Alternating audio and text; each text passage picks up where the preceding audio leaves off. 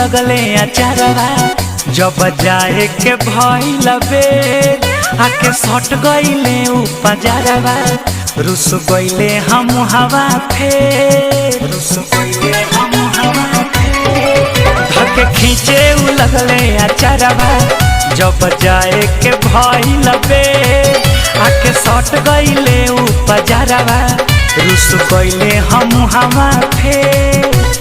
कहनी कि पापा घरवा अरे कुछ दिन आइब बिताए हम नहीं हरवा चलनी रे पियावा पीछे पीछे जाए हमारा लाज लागे रे पियावा तनिको ना लाजाए हम नहीं हरवा चलनी रे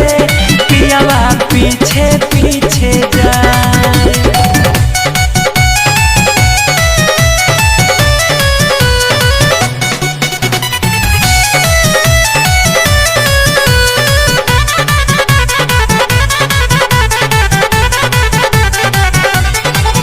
घरे लागल अरे उनका नया नवा लोर पूछे लगले काहे जाता रू हमके छोड़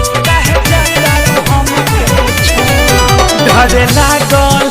अरे उनका नया नवा लोर पूछे लगले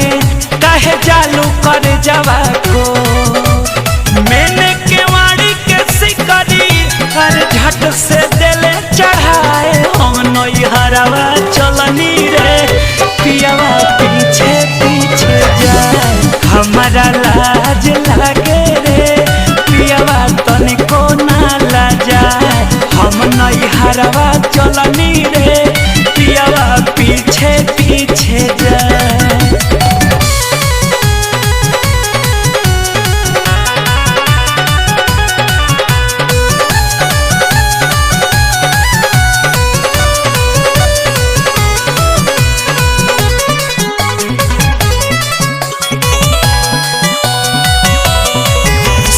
चलो जिद लगले करे नितेश लेके कही झाड़े लगले बलम जी के संगे चलो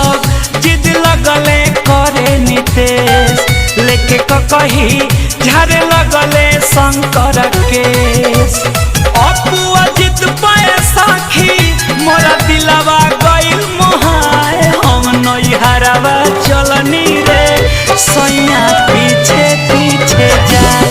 हमारा लाज लागे रे पियावा तनिको ना लाज